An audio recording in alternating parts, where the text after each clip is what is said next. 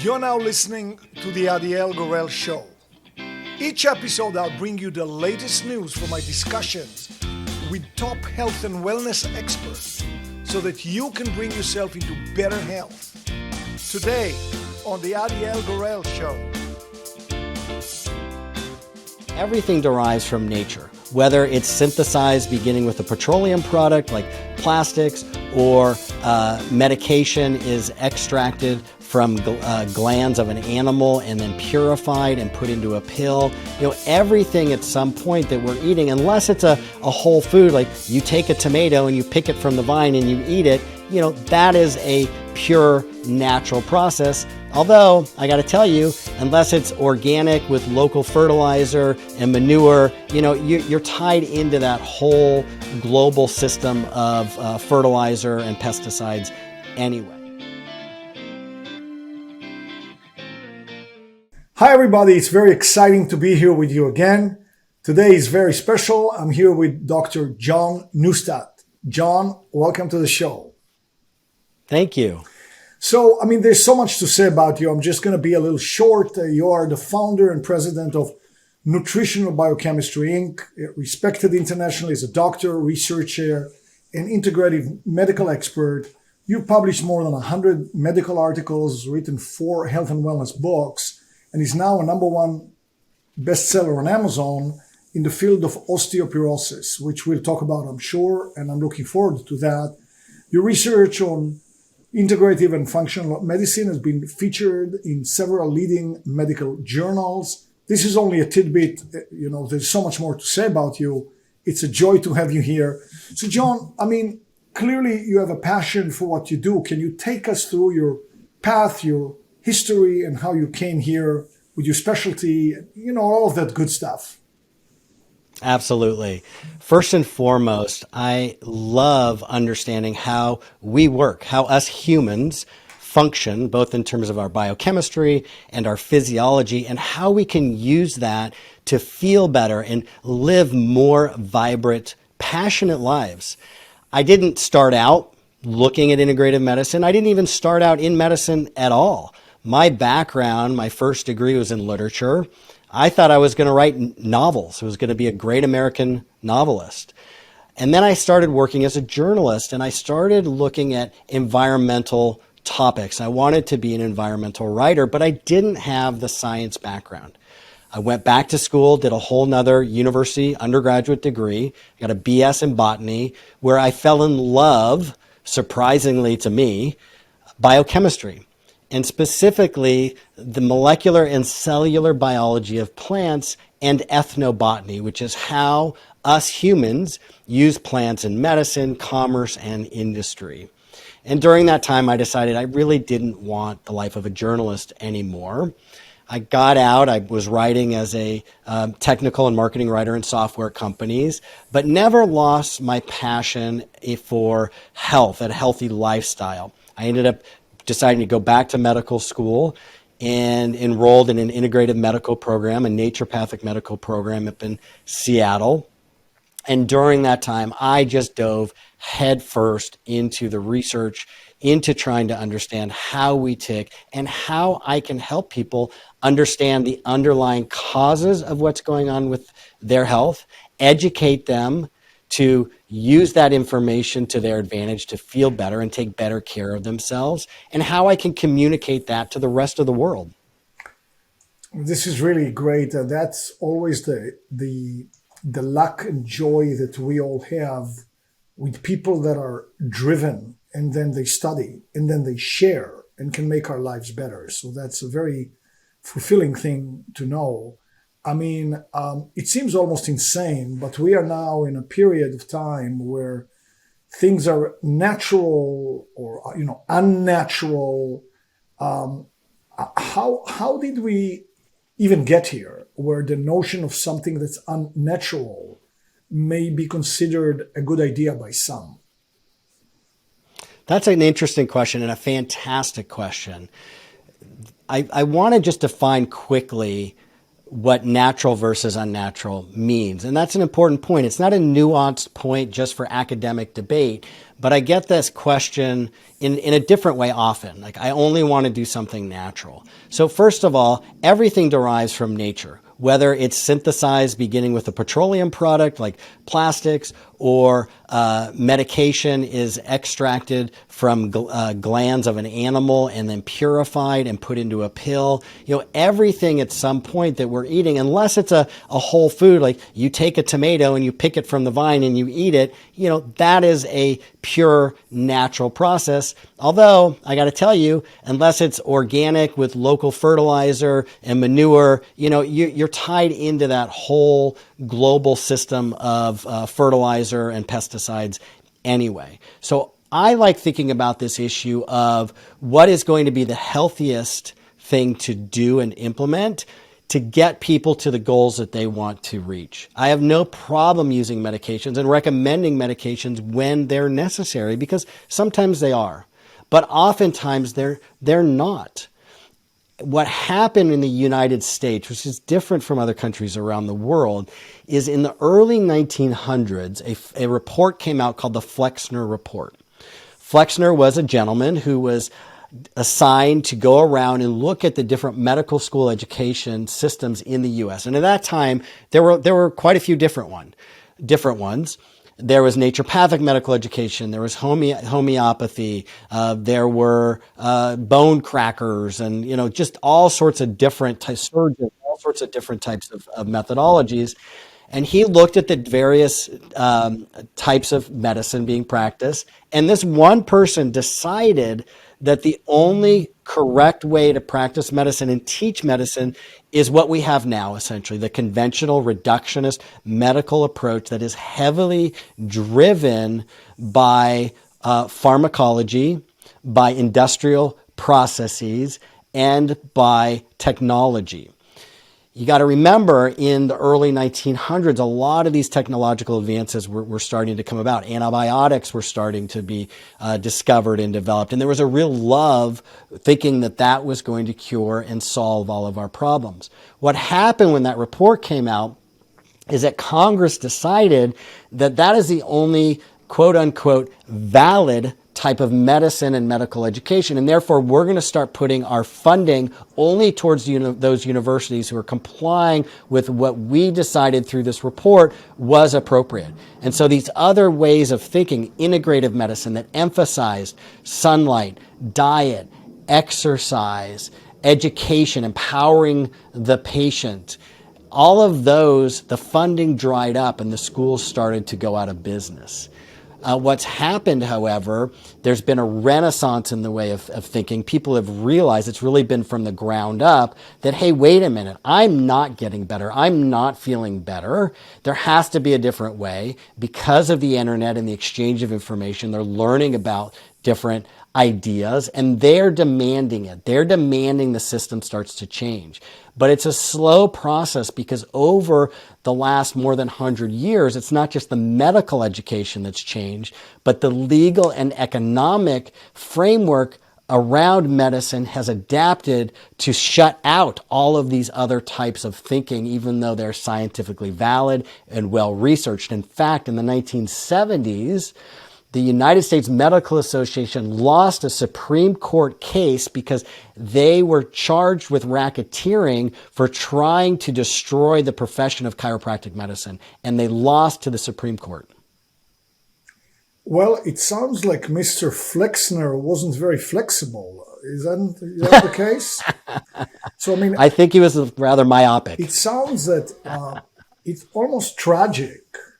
And as you said, I agree that sometimes a medication may be necessary, but the viewpoint that we look at a certain symptom and then we have a dictionary or some sort of a book to look at, say, okay, this is the medication that you give, and very simple things that have been around for millennia, like you said, fresh air, sunlight, good food, it seems to have gone by the wayside. So I know you've worked with the FDA to evaluate the use of natural products in the treatment of disease. Do you find that things are shifting a little bit, and the general the consensus out there is starting to shift a little bit more towards natural products, or is it just a small dent in a giant wall? I think it's a small dent. Time will tell where things go. There is momentum from a grassroots perspective, but the institutional structures that are there and the financial incentives and the legal structure in which all of that is operating is still very much entrenched within that conventional system. And I'll give you an example. Yes, I've worked with the FDA. I've got multiple orphan drug designations in my name for the use of natural products for the potential treatment of rare diseases.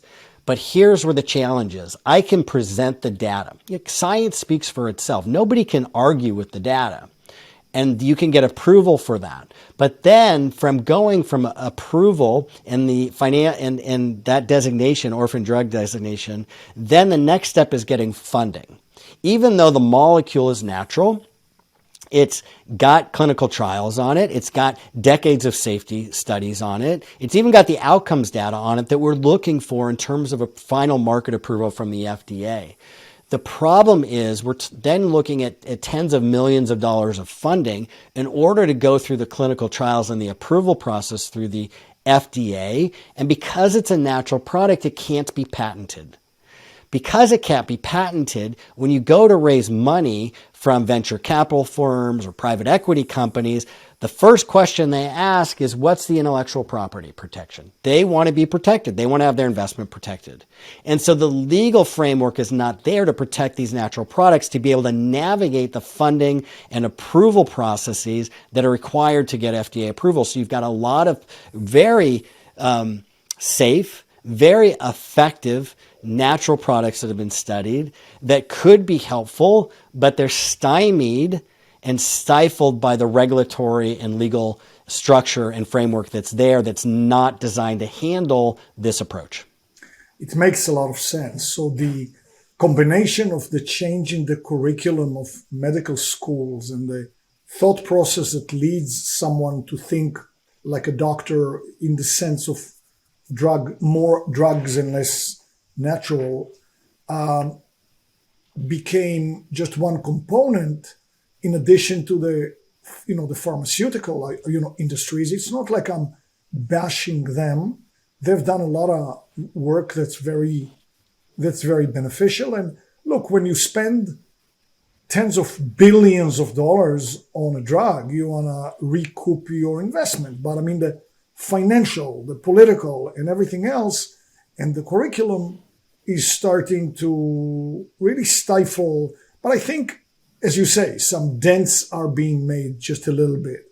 So you talk about the importance of food. Let thy food be thy medicine. And you talk about food as a chemical messenger. Of course, I would assume the quality of food matters a lot. So, for example, certain types of food, like organic, might give us more. Can you talk about that a little bit? The quality of the food absolutely matters. And food is information. What we put in our body, they are chemical messengers that turn on and off genes all the time. And they're moving our physiology, our biochemistry, our health in one direction or the other. With every spoonful, we're either feeding the disease or we're promoting our health. With respect to the general categories of food that I think of, the first big category I think of is whole foods versus packaged foods. Those are really easy for people to wrap their minds around. A whole food is something that you look at and you know what it is. You look at a beet and that's a beet. You look at a head of broccoli, you know that's broccoli. Packaged foods, even if it's from almond flour crackers or amaranth or some grain, or looking at frozen desserts, whatever it is, those packaged foods, what we now know that those form a large part of the American diet. They contribute a lot to the caloric intake of Americans, and they're associated with increased risk for Alzheimer's disease, cardiovascular disease, early death, and more. So eating those packaged foods are really devoid of the micronutrients that our body needs. They're very rich in the macronutrients. Macronutrients being fats, carbohydrates, and protein. Most people are getting an excess of some of those macronutrients like fat and carbohydrates. And they're not getting enough of the micronutrients, the vitamins, the minerals, and the other plant nutrients our bodies need to thrive. And that's where the whole foods come in. If you look at a green leafy vegetable, the way that plants take carbon dioxide out of the air and combine it with sunlight, ultraviolet radiation, to create oxygen and then inside of their cells sugar for them to use, the way that that's done is because every molecule of chlorophyll in the green leafy vegetable has magnesium at its core. At the center of every molecule of chlorophyll is a magnesium atom. Magnesium then in the human body, when we consume those plants, is used for over 250 reactions in the body. It's used to produce the mood elevating hormone serotonin. It's used in our liver detoxification pathways. It's a smooth muscle relaxant, and on and on and on. That's just one example of how micronutrients and nutrients found in whole foods affect our bodies. What happens with the standard American diet, which tends to be low in whole foods and high in packaged foods, is it increases the risk for micronutrient deficiencies. Let's just take two for an example, copper and zinc.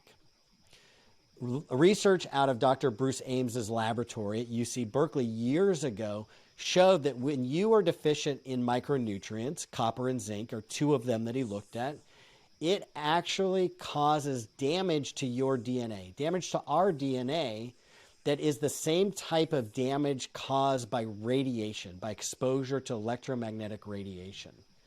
Because not only are these micronutrients used to fuel healthy physiology to help us feel better, but they protect and they repair our DNA, and they're used in DNA replication, they're used in RNA, creating RNA and creating proteins. And so when you're low in any one of those, you then have this cascade effect of increase in free radical damage, of biochemical steps that are not working properly, and you can get diseases and symptoms that then start to express themselves. That is beyond important for everyone to know. And I have a couple of auxiliary questions based on what you just said. So if we eat whole foods, and let's say it's clean, it's organic, and supposedly we will get that magnesium into our body. But isn't it the case that much of the soil worldwide, and here as well, has been deteriorating? And even if you grow it organically, the quality of the micronutrients deteriorates with the years. So when we are here at this point in time, just if we eat a whole food diet, a very complete whole food diet, will that, in your opinion, supply us with all the micronutrients we need, or do we need to supplement? I think that it can. It's possible, but I think it's not probable for most people. And here's why. You're right. Over time, soil quality can deteriorate.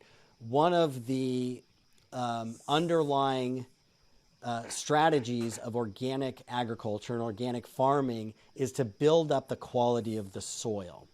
And in doing so, it's common, even in conventional farming, to have crop rotations where you won't be producing food year-round endlessly on the same soil and removing those nutrients.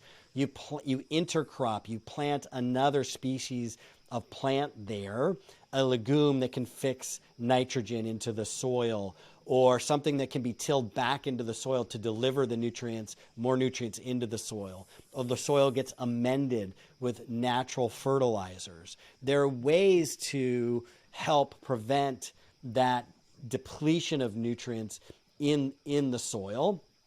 But I think it's really difficult and challenging for people to eat that way.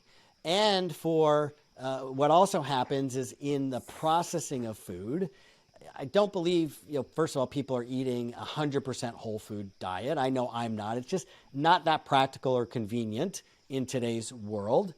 And when you refine wheat, for example, for baking, for breads, you're losing 70, 80+% of the B vitamins. It's not just about the minerals in the processing to create foods. You're also stripping it of vitamins and minerals. Then if people are under stress, maybe they're not getting enough sleep, they're just have stress in their day-to-day life, that increases how fast somebody burns through their water-soluble vitamins like B-complex vitamins and vitamin C and their proteins. And so just the fact of living in this modern world, yes, I do encourage people to eat a plant-forward diet, to eat whole foods, to eat a Mediterranean-style diet. That dietary pattern has been studied over the last more than 70 years and repeatedly in study after study after study. There's never been a negative study, has been shown to reduce the risk for obesity, diabetes, cardiovascular disease, cancer, death from cancer, osteoporosis, all-cause mortality, and the list goes on and on and on. And that is primarily a whole foods, plant-forward diet with lean sources of protein, exercise, hydration, and that sort of thing. But in addition to that, just because of our modern world and how challenging it is, I do think that for most people, taking a multivitamin type of supplement to get a good broad spectrum of additional nutrients to supplement with, like the Supreme multivitamin product that I created for my patients because I couldn't find what I needed for them, that is a good insurance policy. It doesn't take the place of a healthy diet by any means, but I do think for most people, it is a good thing to consider. Plus, when you're talking about nutritional deficiencies and the risks for them, it's not just diet. Pregnant women, if you've had 1 pregnancy, 2, 3 pregnancies, that automatically increases your risk for nutritional deficiencies because the growing baby is taking those nutrients out of your body. So if you have a malabsorption issue like ulcerative colitis or irritable bowel disease, those also reduce your ability to maintain healthy amounts of nutrients and increases your risk for nutrient deficiencies. So there are quite a few reasons why supplementing is important for many people. I'd like to talk about not so much the depletion of the soil, and I really like the way that some farms are trying to rebuild the soil and make it better, as you explained. But I'm talking now about the toxins that we may get from food, because if we think about just one of them that's become very famous, and I think it's a good thing that it's now a little more famous, glyphosate. So you can say, well, this particular farm is organic. They don't use glyphosate in any way. Really? If it's surrounded by big commercial farms, rainwater and things, it can leach into the healthiest of fields and end up in the healthiest of foods. So, I think once again, as you said, living in this world, we will not be free from stresses the way that people who lived maybe they had a different set of stresses, by the way, it's not that. But we also won't be free from things like glyphosate. I think a pretty good wager is if you go inside any human, you're going to find, some glyphosate. Absolutely, without a doubt. And that's just one of thousands of chemicals that we're exposed to that get, the fat-soluble chemicals will store in our fat. If it's toxic metals, they can store up for decades in our bones and then be released when a woman or a man gets osteoporosis. They start losing bone density. Those toxic metals then can get released back into the bloodstream. the glyphosate, and pesticides, insecticides, they need to be processed and detoxified through the liver, so it acts as our liver detoxification, which is where good health nutrition can help. But absolutely, there definitely is cross contamination, which is why if you're able to live in an area where we can support community supported agriculture and it's a local farm that you can know and get to know the people, that's probably going to be the healthiest. But I think unfortunately, it's just inevitable. that we live in a toxic world right now that's getting more toxic. And I don't know how people living in cities, which the majority of people do now, not growing their own food, can 100% protect them from that.